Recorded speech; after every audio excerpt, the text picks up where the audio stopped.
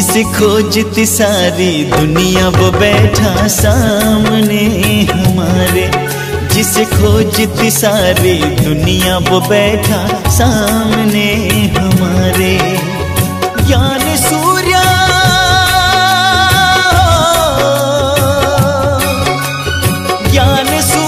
और ज्ञान चंद्रमा के हम ज्ञान सितारे। हम हैं ज्ञान सितारे। जिसे खोजती सारी दुनिया वो बैठा सामने हमारे। जिसे खोजती सारी दुनिया वो बैठा सामने हमारे।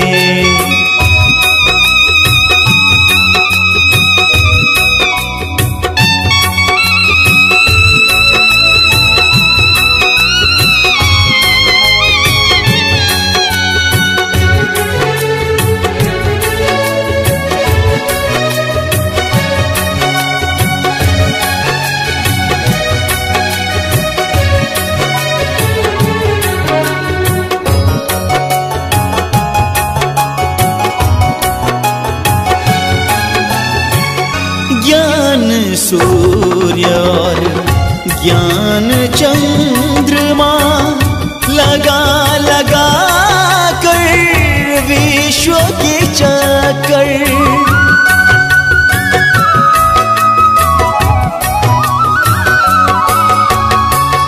ज्ञान सितारे तरास रहे हैं।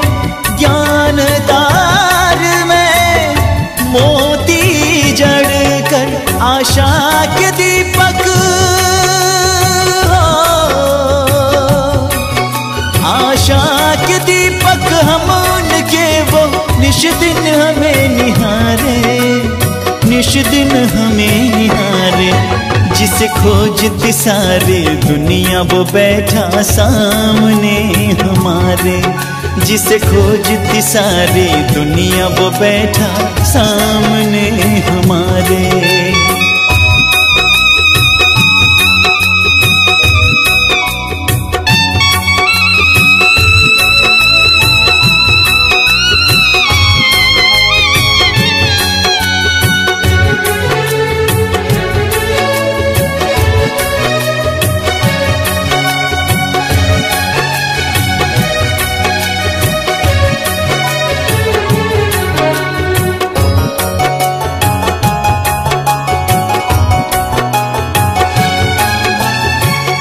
कल्पना भी नहीं होगी किसी को प्रभु पालना में हम हैं पले।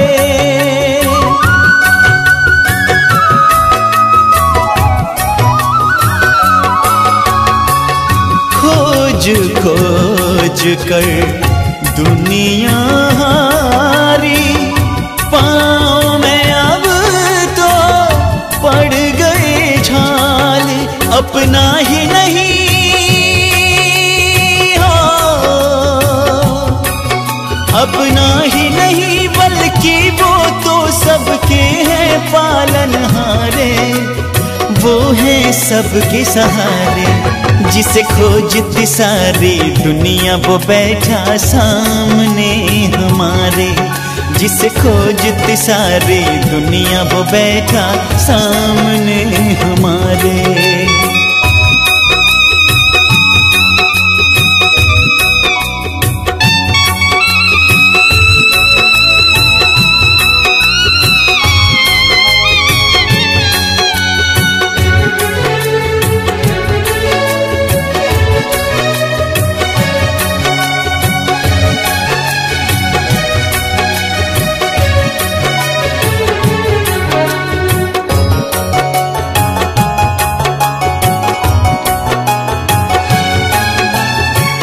एक बूंद की प्यासी दुनिया।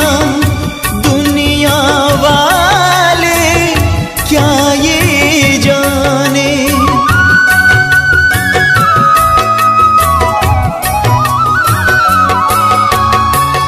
प्यार का सागर परम पिता है। दिल ये हमारा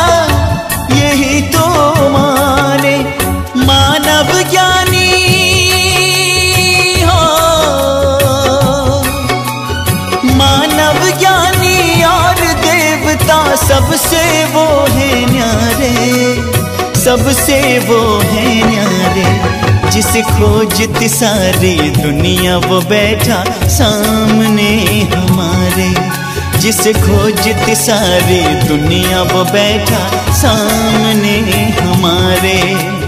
ज्ञान सूर्य,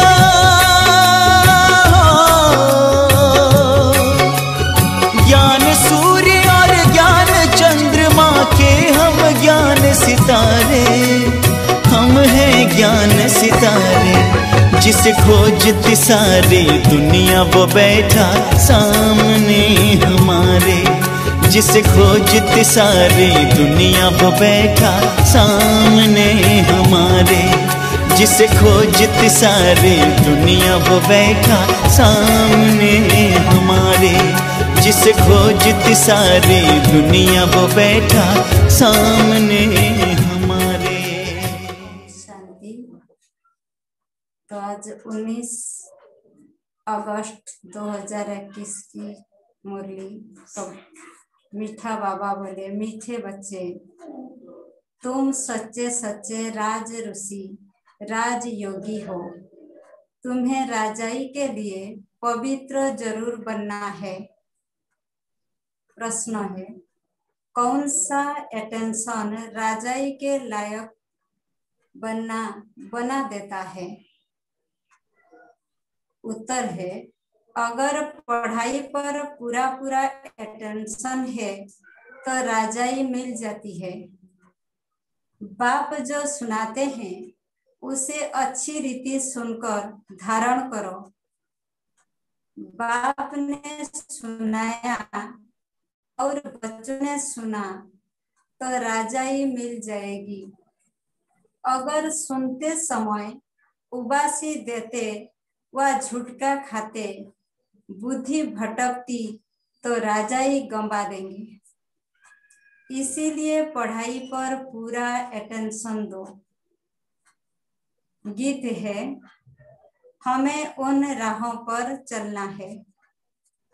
ओम शांति।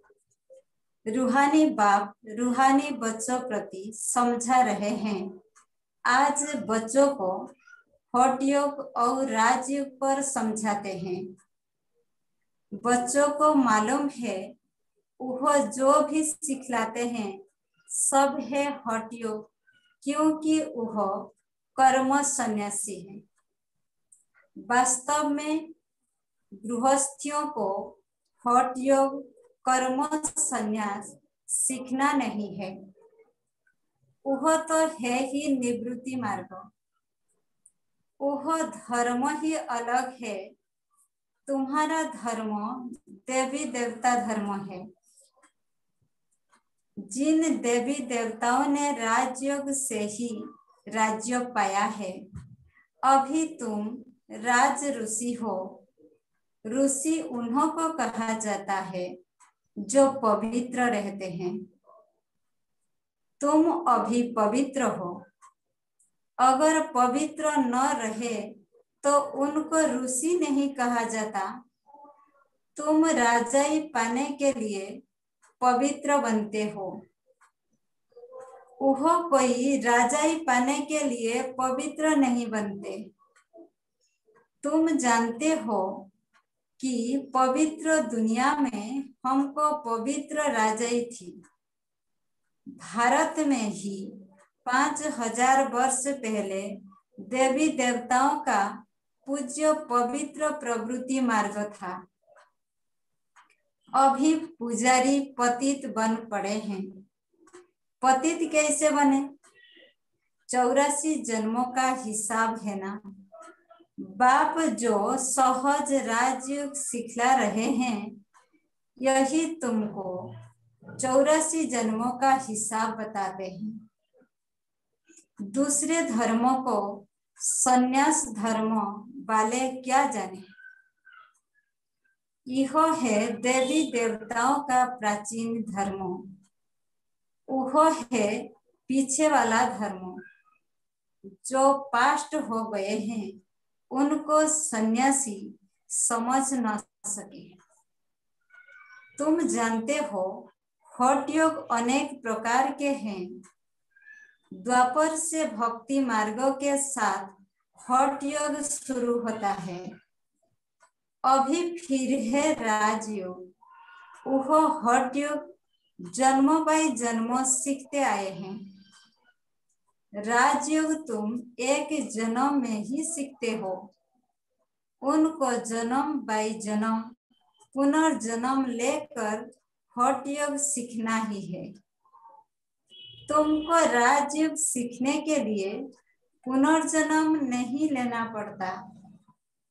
यह राजयोग तुम सिर्फ संगम पर ही सीखते हो।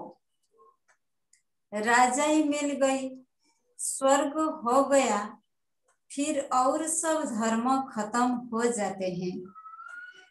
तुम राज ऋषि हो। राधे कृष्ण भी पवित्र है ना। कृष्ण को महात्मा भी कहते हैं। महात्मा पवित्र होते हैं। तुम भी अभी महात्मा व राज ऋषि हो। महात्मा अर्थात पवित्र महान आत्मा। यह बातें कोई शास्त्रों में नहीं है। शास्त्र तो बाद में बनते हैं। कहानियों में मिसल बैठ लिखते हैं। जो पास्ट हो जाता है वह बैठ लिख बनाते हैं। सच्चा तो नहीं है। अब बाप बच्चों को प्रैक्टिकल में पढ़ाते हैं। उनकी फिर हिस्ट्री बनाई है। यादव, कौरव, पांडव थे, जरूर संगम पर होंगे। संगम युग की हिस्ट्री बैठ बनाई है। त्योहार भी सभी संगम युग के हैं। राखी बंधन भी पवित्रता पर है। पीछे फिर उनका यादगार चलता है। यहाँ बाप भी सभी को पवित्र बनाए प्रतिज्ञा कराते हैं। सिख लोग कंगन पहनते हैं। वह भी पवित्रता की निशानी है। हिंदू लोग जनेऊ पहनते हैं। वह भी पवित्रता की निशानी है, परंतु पवित्र रहते नहीं है। राखी बांधते हैं, अर्थ थोड़े ही समझते हैं। आगे ब्राह्मण लोग राखी बांधते थे। अभी बहन भाई को राखी बांधती है। वह खर्ची देते हैं। यह सब अभी फैशन पड़ा है। वास्तव में यह है पवित्रता की बात। बाप कहते हैं बच्चे काम महाशत्रु है। यह ब्राह्मण लोग कोई ऐसे नहीं समझाते हैं। अभी बेहद का बाप कहते हैं बच्चे प्रतिज्ञा करो, हम पवित्र बनेंगे, कभी विकार में नहीं जाएंगे। बुलाते भी इसीलिए हो कि आकर पतितों को पावन बनाओ। सतयुग त्रेता में कोई नहीं बुलाते। वह है ही राम राज्य, यह है रावण राज्य। राम राज्य में 5 विकार होते नहीं, जथा राजा रानी तथा प्रजा। अभी तुम बच्चे जानते हो हम बाबा से स्वर्ग की बादशाही ले रहे हैं। इस नर्क से जाना जरूर है। बाबा आया है पावन बनाकर स्वर्ग में ले जाने। फिर तो हम क्यों नहीं पावन बने। उन्हों के हठ योग तो अनेक प्रकार के हैं। जयपुर के म्यूजियम में जाकर देखो, कितनी वैरायटी है हठ योगियों की। इनसे होता कुछ भी नहीं, सीढ़ी नीचे उतरते ही जाते। बाप ने समझाया है, भारत जब पतित बनता है, रावण का राज्य होता है, तो धरनी हिलने लगती है। सोने के महल आदि सब नीचे चले जाते हैं। महलों आदि को कोई लूटा थोड़े ही है, वह तो सिर्फ मंदिरों को लूटा है। कुछ जेवर सोना आदि ले गए हैं। जेवरों का सबसे ज्यादा शौक तुमको है। तुम स्वर्ग में आते ही जेवर पहनते हो, राज्य करते हो, और धर्म वाले आते हैं ही राज्य नहीं करते। तुम बेहद के बाप से स्वर्ग की बादशाही का वर्षा लेते हो, तो यह बाप बैठ समझाते हैं। गीता पढ़कर नहीं सुनाते हैं। गीता में जो कुछ लिखा है वह सब मैंने कहा नहीं है, वह तो मनुष्य ने मेरे महावाक्यों का बाद में बैठ शास्त्र बनाया है। हमने जो तुमको सुनाया वह तुमने ही सुना और फिर जाकर राजाई की। वहां यह ज्ञान नहीं रहता, यहाँ तो बाप टीचर बैठ शिक्षा देते हैं।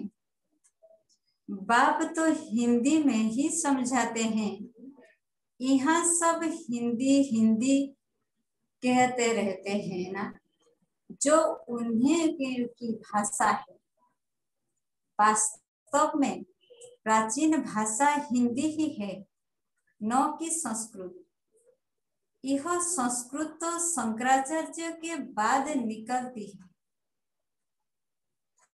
जो आते हैं वह अपनी भाषा चलाते हैं। बाकी ऐसे नहीं कि बाबा ने गीता संस्कृत में सुनाई है, नहीं। गुरु नानक का अपना ग्रंथ है, उसने सिख धर्म स्थापन किया, उनको भी अवतार मानते हैं। उसमें राजाई भी होते हैं, तो उसमें राजाई भी होते हैं। सन्यासियों में राजाई नहीं है। बाबा ने समझाया है, बुद्ध, क्राइस्ट आदि पहले गृहस्थी आत्मा थे। अब गृहस्थी पतित आत्मा तो धर्म स्थापन कर न सके। उनमें पवित्र आत्मा आई जिसने धर्म स्थापन किया। दूसरे धर्म तो किस्म किस्म के बहुत है, आकर अपना छोटा मठ पंथ स्थापन करते हैं। झाड़ में भी दिखाया है ना, तो हठयोग और राजयोग में बहुत फर्क है। यह बातें समझने की है। जिसको समझने में नहीं आती होंगी वो झुटका खाते उबासी देते रहेंगे। यहाँ तो तुमको खाना मिलता है, यहाँ तो तुमको खजाना मिलता है, बड़ी भारी कमाई है। तुम रत्नों से झोली भरते हो तो यह आंखें खोलकर सुनना होता है। झूठ के खाते रहेंगे या बुद्धि बाहर भटकती रहेगी तो वह राजाई पा न सके। तुम हो राज ऋषि, राजाई प्राप्त करने वाले। बाप राजधानी स्थापन करते हैं, श्री कृष्ण नहीं करते। कृष्ण तो बाप का वर्षा लेते हैं। अब तुम्हारा बाप है निराकार, जिससे वर्षा ले रहे हो विश्व की बादशाही का।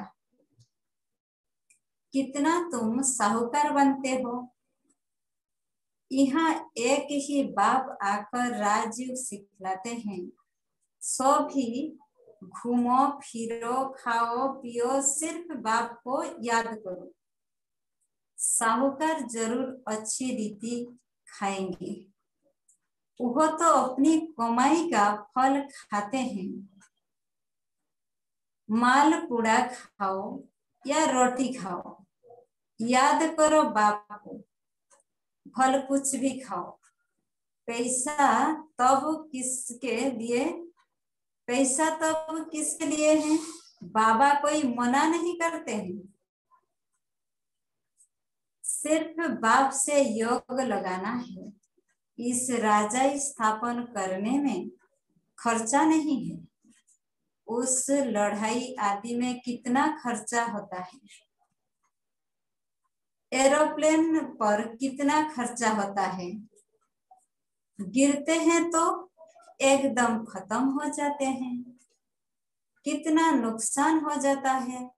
तो बाप कहते हैं चलते फिरते बाप को याद करो, स्वदर्शन चक्र फिराते रहो। हमने 84 जन्म पूरे किए हैं, अब चले वतन की ओर। घर जाकर फिर आए राजाई करेंगे। तुम एक्टर्स हो ना? ओह भाइस, ओह बाइस्कोप तो 2-2.5 घंटा चलते हैं। यह बेहद का नाटक 5000 वर्ष चलता है। इसको मनुष्य ही जान सकते। यह दुनिया को कांटों का जंगल, बड़े ते बड़ा कांटा है विकार का, जो आदि मध्य अंत दुख देते हैं। दूसरे नंबर का कांटा है क्रोध। उनकी निशानी यह महाभारत लड़ाई देखो। कोई बात में गुस्सा आया तो झट बम्स शुरू कर देंगे। अभी तो ऐसे ऐसे बम्स बनाए हैं जो बात मत पूछो। सतयुग में कोई लड़ाई आदि होती नहीं। संगम पर ही यह महाभारत लड़ाई दिखाई है। दूसरे कोई शास्त्रों में लड़ाई की बात ही नहीं। वहां तो सारे विश्व के तुम मालिक बनते हो। लड़ाई की बात हो न सके। शास्त्रों में दूसरों और असुरों और देवताओं की लड़ाई दिखाई है, परंतु देवताएं अहिंसक है। तुम योग बल से विश्व के मालिक बनते हो। यह है वाइसलेस बल। इसमें कुछ तुमको बोलना नहीं है। याद के बल से तुम बाबा से विश्व की बादशाही लेते हो। फर्क देखो कितना है। साइंस बल से विनाश होता है, उसी ही साइंस से फिर सतयुग में सुख देखेंगे। साइंस से इन्वेंशन करते हैं, वह तो सुख के लिए करते हैं। यह भी आकर कुछ ज्ञान लेंगे। प्रदर्शनी में तो सब आते हैं, आगे चल सब आएंगे। तुम्हारे इस वाइसलेस बल का आवाज निकलेगा। तुम प्रश्न पूछते हो गीता का भगवान कौन? ऐसे प्रश्न कोई पूछ न सके। जहां यह प्रश्न लिखते हैं तो उनके साथ चित्र भी दो। गीता का भगवान परमपिता परमात्मा या श्री कृष्ण, जो पूरे 84 जन्म लेते हैं। पतित से पावन बनाने वाला तो बाप ही है। कृष्ण की आत्मा तो 84 जन्म ले सांवरी बनी है। उनको बैठ समझाते हैं। तुमने 84 जन्म लिए हैं। तुम अपने जन्मों को नहीं जानते हो। एक्टर्स को पता तो होना चाहिए ना कि हम 84 जन्म कैसे लेते हैं। सन्यासियों का धर्म ही अलग है। भारतवासियों को अपने धर्मों का पता न होने कारण और धर्मों में जाते रहते हैं। किसी गुरु की आशीर्वाद से किसको धन मिल गया तो उनके पीछे चटक पड़ेंगे। फिर देवाला निकलता तो कहेंगे खुदा की भाभी। बच्चा मिला बहुत खुशी होगी। अच्छा 10-12 दिन के बाद बच्चा मर गया तो कहेंगे ईश्वर की भाभी। इनको जिंदा करना हमारे हाथ में नहीं है। बाबा के बहुत ऐसे मिसाल देखे हुए हैं। ऐसे बहुत होते हैं। यहाँ तो बाप बैठा है। बाप बच्चों को समझाते हैं, मीठे मीठे बच्चों पावन बनो। याद है जब महाभारत लड़ाई लगी थी तो द्रौपदी ने पुकारा था, बाबा हमको यह दुशासन नंगन करते हैं, हमको इनसे बचाओ। 5000 वर्ष की बात है। इन अबलाओं पर अत्याचार इस विश्व पर ही होते हैं। कोई तो स्त्रियां भी ऐसी होती है जो विष बिगड़ रह नहीं सकती। उन्होंने नाम भी रखा हुआ है शूर्पणखा, पूतना। जो विष के लिए तंग करते हैं वह है कंस, जरासंधी, पशुपाल। यह सब विनाश को तो पाने ही है। इस समय है आसुरी रावण राज्य, फिर होगा ईश्वरीय राज्य। इस सारे चक्रों को तो तुम जान गए हो कि कैसे 84 जन्म लेते हैं। यह भूलता तब है जब विकार में जाते हैं।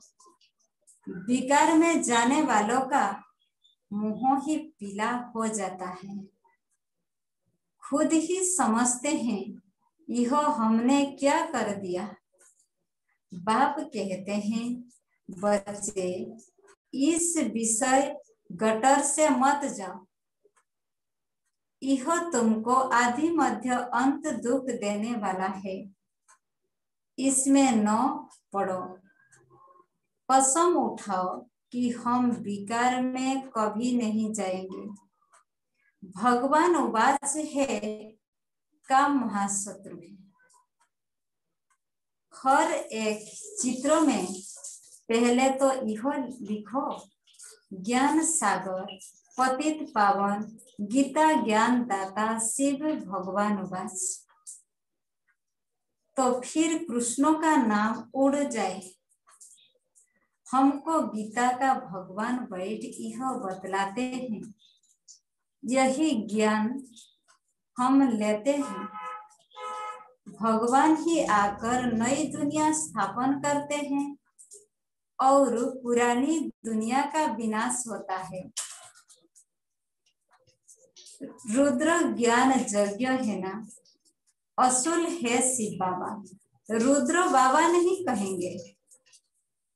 बॉम्बे में बबरीनाथ का मंदिर है। अब बबुल कहा जाता है कांटों को। बबरीनाथ नाम क्यों रखा है यह कोई समझते नहीं। चित्र तो शिव बाबा का ही है, बाकी तो अनेक नाम रख दिए हैं। शिव बाबा ही आकर कांटों के जंगल को फूलों का बगीचा बनाते हैं। यही तुम्हारा बाबा है। उनका नाम है शिव। शिव परमात्माए नमो, ब्राह्मण देवी देवताए नमो, अक्षर बिल्कुल क्लियर है।